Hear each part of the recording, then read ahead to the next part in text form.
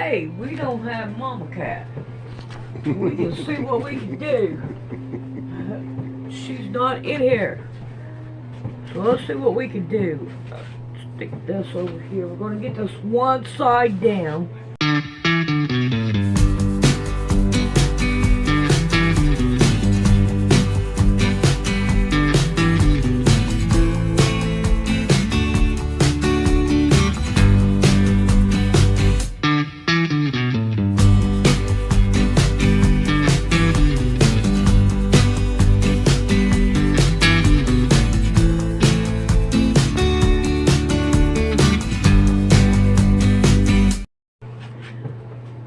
So I've already got this right here pinned. So I'm gonna take it, turn it up, and then lay my. Where is my back? I know I got it, don't I? Alright, let me go see if I got it in the bedroom. I looked to the side of the cutter and she had a jar with things in it, clitoris, labia majora, everything that she has cut previously. I looked at it and I thought I'm gonna die, and then being sewn whilst you are fully awake is one experience that I don't think I will ever forget. Welcome to this episode of Extraordinary Lives. I'm joined today by Shamsa. Shamsa, if you could give a brief introduction to yourself. My name is Shamsa, also known as Shamsa Arawela. I am a survivor of female genital mutilation, and that's what we're going to talk about today. And I'm also an educator, and a fabulous activist. I love it. I like the fabulous bit. Yes, really brings it to life. Activism is fabulous. Okay. Yes. Well, today we're going to talk about some very sensitive topics and some very dark topics. Yeah. And I just want to say to you up front that, I'm learning here as well. So please do educate me and correct me if I ask anything in an insensitive way or if I use the wrong language or anything like that. More than happy to understand how to correctly talk about this topic. Of course, I'll be honoured. Okay, so at the beginning there you mentioned female genital mutilation. Yes. Can you tell us what that is? Female genital mutilation is a practice that has existed. It predates both Christianity and Islam. It is a procedure where a young girl has her genitals cut, ultimately. There are 4 types. Type 1 is the removal of the clitoris, either partly or fully. Type 2 is the removal of the clitoris and the labia minora. And in both type 1 and type 2, they can also be sewn together. Type 3 is the most severe type of female genital mutilation. And it is when the clitoris, the labia, and the labia majora is cut. And then the person the young girl is sewn together. And then sewing them shut, leaving small holes for urination and period flow. There's also type 4, which includes pricking, burning, scrape, anything that damages or changes the female genitalia. So yeah, that is female genital mutilation. And is that ever done? I mean, this sounds like a stupid question, but is that ever done for health reasons, or what is the reason? There is absolutely no health benefits to female genital mutilation at all. It is a cultural practice that is really, really harmful to the young girls who have experienced it. And from the age they undergo the procedure up to when, they pass away, they are a lot, older, there's a lot of complications that is involved, a lot of which can cause serious health risks, whether that be, through pregnancy, the period, just as simple as even urination can get really complicated and painful and difficult. So why do people do it? It is a cultural practice that has, like I said, it predates both Islam and Christianity. So it is something that has existed. At first, I believe they used to do it on mummies in Egypt. after they have died. And then it was done to slave women in Egypt.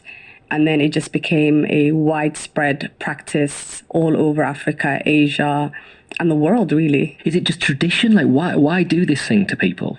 There are many reasons. One of the reasons is religious, which is absolutely berserk. That's not true at all. Religion has nothing to do with it. So you say that people do it in the name of religion, but it doesn't call for... Right, I see. Yes, they do it in the name of religion. Also, a lot of cultures do it because they're trying to prevent either rape, sexual harassment, or, any type of sexual abuse. Others do it so that their daughter doesn't have sex before marriage. Some do it because, your daughter is not going to be marriable if she does not have the procedure done. Wow. So there are many, many factors. Also, there's a financial factor. The cutters, that's their job. That's where they get money. So you can imagine it's going to be a very difficult practice to, stop. It's not going to stop with a click of a finger because there are so many elements that are in play. And, some people, it's become a social norm. Yes, sure, that makes sense, yes. And when something is a social norm, you will not see, unless someone tells you otherwise, you're going to accept it and you're going to be okay with it because... Well, that's a very good jumping off point to the next thing I wanted to ask, because you were born in Somalia, is that correct? Yes. Now, I want to be careful here because obviously we're going to talk about cultures and different traditions and different things like that. And I just want to be careful that we talk fairly about different geographical locations and different cultures. But when you were growing up in Somalia, were you aware of this practice, and were you aware that it was something that would happen to you eventually, or did it happen to some people, or did it happen to every girl and it was just a rite of passage? Like, what was your understanding of it as a child? We were told about it at a very young age. I lived with my grandmother and 11 other siblings. We were all 12. We grew up in the same house. It was half girls and half boys. And all the girls who were older than us had already had it done. My aunties, my grandma, every single female I have ever come across growing up has had the procedure done. So the whole entire community, knowing that you're coming up, that is coming up to that age where you're about to have it done. And what age is that? It can be from, I'll say 3. Oh my God. Till usually for some people it's 0 until. Oh my God. I didn't realize 15. Wow. But it can go up to the age of 21. So I assumed it was more of a puberty thing, but they do it before puberty. Okay, right. Yeah, because I think then it would be a lot harder for the girl to accept it. Yeah, sure. So there was an awareness in the house with your aunties, sisters. Yes. No, there was a massive awareness, and when it came down to when we were having it done, they slowly, started telling us, "Oh, you're gonna have guditan." That's what they called it, and because we already heard it, and every girl that we asked prior was so happy about it. Right. It was as if it was false advertisement. Yeah, that's what it was. Yeah. But it's almost done so that you are convinced beforehand that it's okay and it's something to look forward to and it's a rite of passage and, you're going to become a woman. So we were really excited. Me and my siblings were as excited as we would have been if we were getting our ears pierced. Wow. And you were 4? I was 6. 6. Okay, so you and your siblings were varying in age, but you were 6. Yes, I was 6. And you were all going to get it done at the same time? Yes, right. At the same time. But why then why would some be older and some be younger going into that procedure? You were 6 and then presumably some were a little bit older. So my sister was 7. Yeah. And my cousin was 5. Right. So we were just a year older from each other. But again, as you can see, it is 5, 6. They just decided everyone's ready now. Yes. Okay, so do you mind telling us about it? Of course. I remember we were playing, being kids, and my grandma approached us and said, we're going to have Guditan. Then we got excited when we were told that I was going to have it down with my sister and my cousin. And we went willingly to my grandma's house where the kata was waiting. Oh, so it was just like, we're doing it now? Yeah. Wow. I think it was maybe a day before we were told. Okay.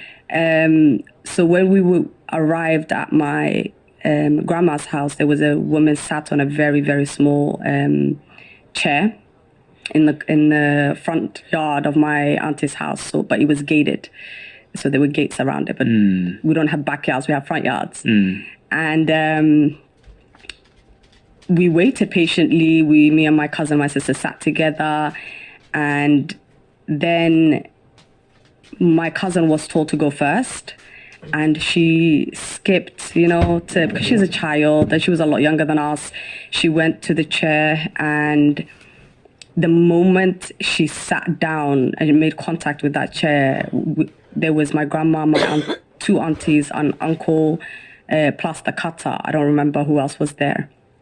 And I remember the moment she sat down, adults were grabbing her limbs, her legs, her arms, and trying to, each hold on to one and to keep her down. So me and my sister are looking at each other like, what is going on? Because that's not something that we expected. The procedure was never described to us. Had they said to you, it'll hurt a little bit? No. Nothing? Nothing. So you just thought it was a purely positive experience? Okay. Yeah. And then I remember the kata taking something out, and it's one of those small double-sided razors. But we couldn't physically see the razor. So when she started cutting her genitalia, all we saw was blood and my cousin screaming at the top of her lung. Oh my God. And then they took a material and kind of to muffle her screams, they tied it behind her head so that they could focus on holding down her limbs. And I think what is really, really important for everyone to know is this was done without anesthetics. This was done without any painkillers. This was done outside a house, probably with the same razor that they used on somebody else before she turned up to the house. And when we saw that, being the person I was like, this is not going to happen to me. And me and my sister ran. We ran. And because we were children, there were so many people in the house. So they chased after us. They brought us back. And we had to sit there until she was sewn completely shut and still screaming in tears, asking for help, pleading. And then I was told to go next. I refused. And bear in mind that chair that had blood and everything, it still stayed. God. We all got cut on the same chair. And then I was dragged to that seat because I refused to sit down peacefully. And because of the type of child I was, I would not rest.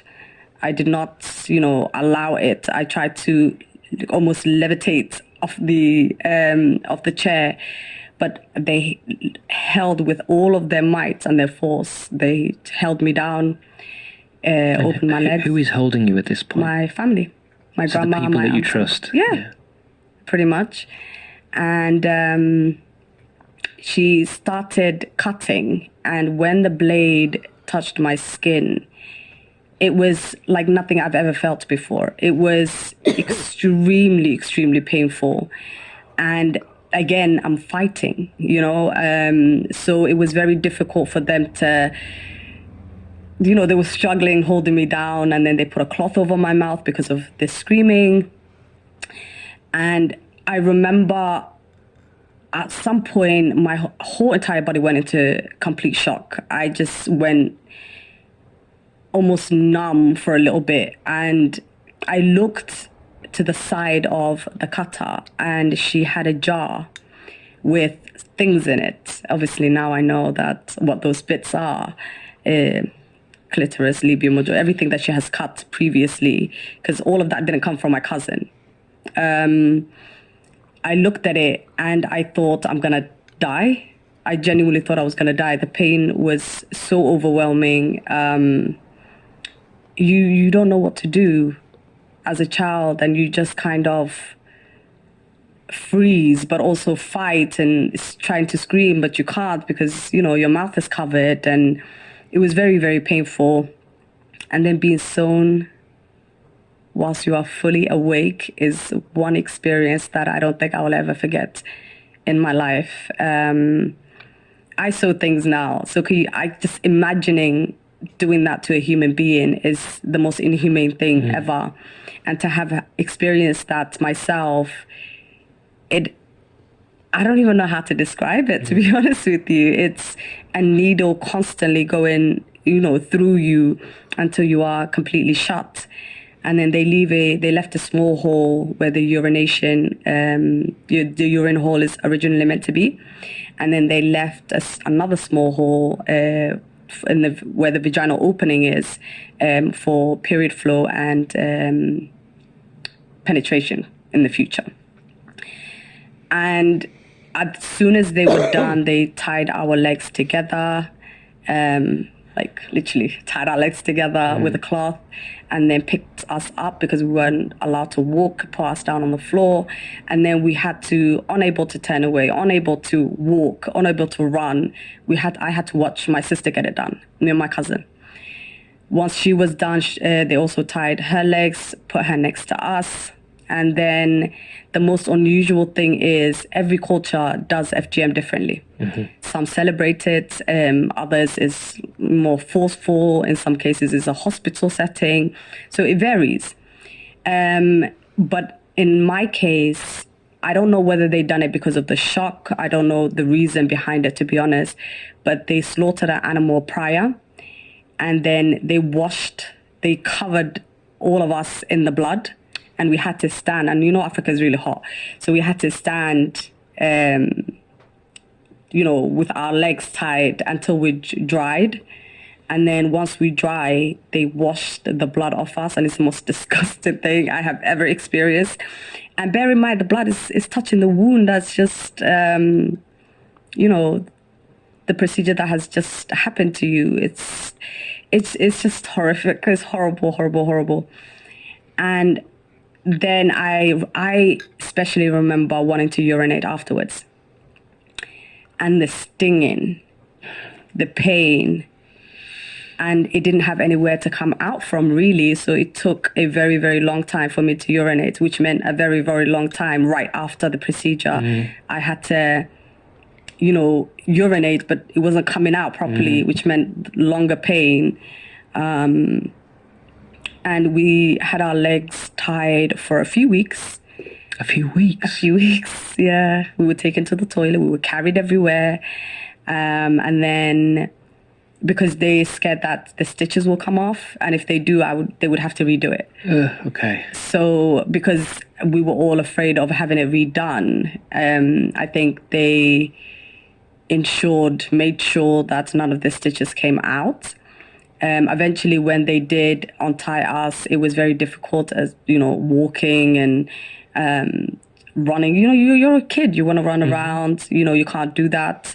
It took a few good months for it to not heal fully, but heal enough for us to start playing, and almost kind of forgot about it. I know it sounds really unusual, but because it was a social norm. Yeah. It's like, if you complained, although we didn't, because by that point we were terrified of our families. Yeah. Me and my sister, I think, genuinely thought they were going to kill us because we thought this isn't normal. And from then on, I think there was a massive fear installed into us against our own family. Well, so I wanted to ask about that, because what you've just described is utterly horrific. Like, it's unbelievably awful. Yeah. How was it that people from your family could go through that and then be telling you it's a good thing afterwards? Yeah. Because it's normal. It happened to them. But you wouldn't have done that. You wouldn't have gone through that and then told other people, yeah, it's good, you should do it. To be honest, I probably would have if I lived there. Okay. if I had lived, imagine you live in a place where, you know, this procedure takes place. There is no way that you can disagree. Yeah. And their purpose of kind of making it sound nice is so that to kind of not traumatize the child. I know it sounds stupid, but they don't want to create fear. So the child can run away, they can go into hiding, they can refuse if they actually described it. So it was down to, you know, the whole village, because it wasn't just up to my parents, or not my parents, my grandma, in terms of raising me. It was like more of a village raising you. And everyone in that village had a responsibility not to tell the truth, really, ultimately. I don't think there is anyone in that particular village that went uncircumcised, because it would be seen as shameful. And was it quite a strict culture? Like, if you said that was a horrible thing to happen and I think we shouldn't do it anymore, would that have been something that was just impossible to verbalize? Yeah, they wouldn't have listened. Yeah. They would have come up with the excuses, you know, it's religious reasons, it's to make you cleaner. And then what can you say to that as a young child? Yeah. You know, as an adult who's telling you this is good for you, and, you know, there's a reason and there's a purpose. And it's, you know, for us especially, they said that it was a religious requirement. So we accepted it, and that's literally how easy it is for a child growing up in any country that performs FGM. They just agree and go along with their trusted family members until that trust is broken when the procedure takes place. And you, at that point that you'd had it, you just said you were basically now terrified of your family. Yeah, I was. Naturally so, I think. Is that what led you to want to move away, or was that a different set of circumstances? Because I guess what I'm wondering is, at that point, what you're describing is, as a child, despite how utterly horrific it was, you were still in a position where you were going, okay, everyone's saying this is normal, so I guess this is life. Yeah. What was the point where you realised something was different? It was when I came to this country. And how did you come about moving to this country? So my mom, at the time of my FGM procedure, she was actually against it because she had suffered so much complications. But my mother wasn't in the country. She was in Saudi, and she was working towards getting us a visa to come to the UK. Knowing the risks of being in that country, she was, you know, kind of wanted to reunite all of us. I did not see my mom then since I was a baby. I was raised by my grandma. So when my mother came to get us, again, we didn't talk about it. I don't know whether she addressed that situation with my grandma, but we didn't talk about it because it's not something we're told to talk about. It's actually considered ab, which means shameful to talk about. Oh, right. So it's not just an open conversation thing? No. Right, okay. No, it's not an open conversation. So your mother came back to Somalia to collect the children and bring them to the UK? Yes. And we came... What age were you here? I think I had just turned 7. Okay, so still young. It's still young. Yeah. By then he had healed. And I remember we were in Ethiopia and I was still struggling to urinate. It was really, really painful. And again, we never ever spoke about it. It was almost like it's done now. So, you know, what can we do? Because they didn't know there were any other options, you know, like surgery or things like that. So eventually my father was in this country. He successfully applied for our visa. He got accepted, and then we came to the UK. And we moved into London. And I remember coming here and thinking, you know, it was a whole new world. And when you're there, you're told so many things, negative mostly, about Western society. Oh, right. Yeah, like women are naked, you know, wow. They are without faith, you know, just things that they probably misinterpreted on TV. So was that a bit scary for you moving here? It was. I was terrified. I remember I drank, was it Coke or Pepsi for the first time, and I thought it was alcohol. And I was like, no, I don't want it. But I remember my mom laughing her head off. And she's like, no, because I came from a very, very small village. They didn't have any of that. And it took quite a while for me to adjust And then I believe 2 years later, I had my period. So I was 9 when I got my period. I felt like I was being tested. And again, that's another thing the Somali community do not talk about is periods. Oh, wow. Especially with their daughters. We just find out the day that it comes, and then with majority of us think we're dying.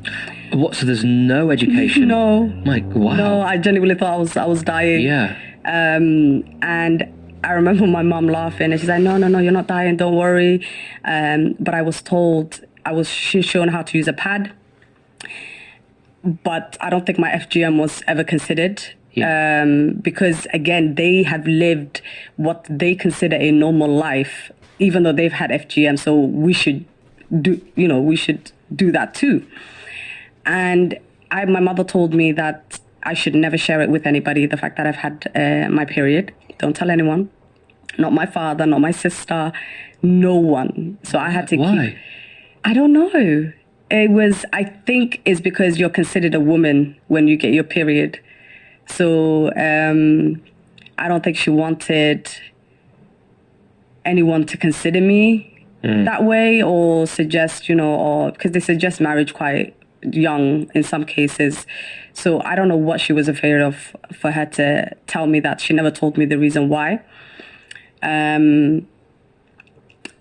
But I kept it to myself. I remember every single month for the next 3-4 years, I used to roll from one side of the room to the other because it was so painful. The period had absolutely nowhere to come out because you're completely shut. You're left a tiny hole. There's not much blood that's going to flow, especially considering, you're sewn together. So does it come out, but just extremely slowly? Extremely slowly. So it accumulates inside of the woman. And for some women, it just doesn't come out. So every month it just accumulates and accumulates and accumulates, and it dries, causing them quite a lot of, it can even cause infertility, cause many issues. I visited doctors almost every single month, and I was examined almost every single month. I think for the first 2 years, I was never examined. They never examined my genitalia. They just put it down to stomach pain. Okay. So I thought, okay, if they're saying that, then that's fine. So your mother, because you were young, your mother or your parents were taking you to the doctor. Yeah. But they weren't saying... No. Potentially it might be this. It might be that, yeah. It's quite strange that, in a way, that they were willing to say, look, this is causing a problem, but then they wouldn't address... Because I don't think they put that together. Oh, I see, right. I don't think, because this is what I mean. I don't think they necessarily believe that because they have never had that type of complication, then why is my child having that type of complication? Right. So they don't put 2 and 2 together. Okay. And when I was 14 years old, I started physically tearing, because this is healed scar tissue now. Okay. So I started physically tearing from the bottom upwards. But only like a tiny, tiny bit. And urination became even more painful. Period pain became, well, I think my period pain stayed the same. I can't say that it was worsened. But because of the stinging, the pain, that's a different type of pain. So you have the period pain, plus you have an unhealed wound. Yeah. You have a ripping, plus you have to urinate every day. So it takes a very long time for it to physically heal, given the fact that your body is very active. And I was taken again to a doctor. Mm-hmm. I was taken to a female doctor who physically examined my genitalia. And she basically explained to my mother that because I have really sensitive skin, it was tearing. It needed a way out, the blood, and it started tearing through my skin. Because again, if you remember, I told you it was drying. Yeah. So it physically tore through my skin, opening it bit by bit every day, and then it would stop. But did that doctor acknowledge the FGM then? Yeah, they saw it. They were like, oh, here's some painkillers. It's the period that's causing it. So, That's it. so do you think they knew what had happened to you? Yeah. Yeah. Right. So they looked at it, and you think they just thought, oh, that's just a culture. They understood it was a cultural thing that happened to some people, and they were like, well, here's some painkillers. Yeah. Okay. Because just to be clear to anyone listening, FGM is illegal, isn't it? It is illegal. Yeah. There's the Female Genital Mutilation Act of 2003. Yeah.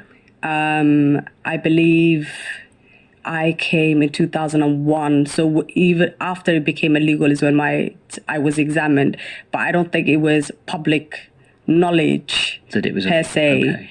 I think it was just, starting out as, this massive concern. Okay. But even then, I was examined multiple times from the Yeah. age of 14 onwards. But I remember before the tearing, because I think earlier you asked me, when did I know Yeah. something was wrong? Mm-hmm. I was in year 6 and I sat down in a sex education lesson and I signed the permission form myself because I knew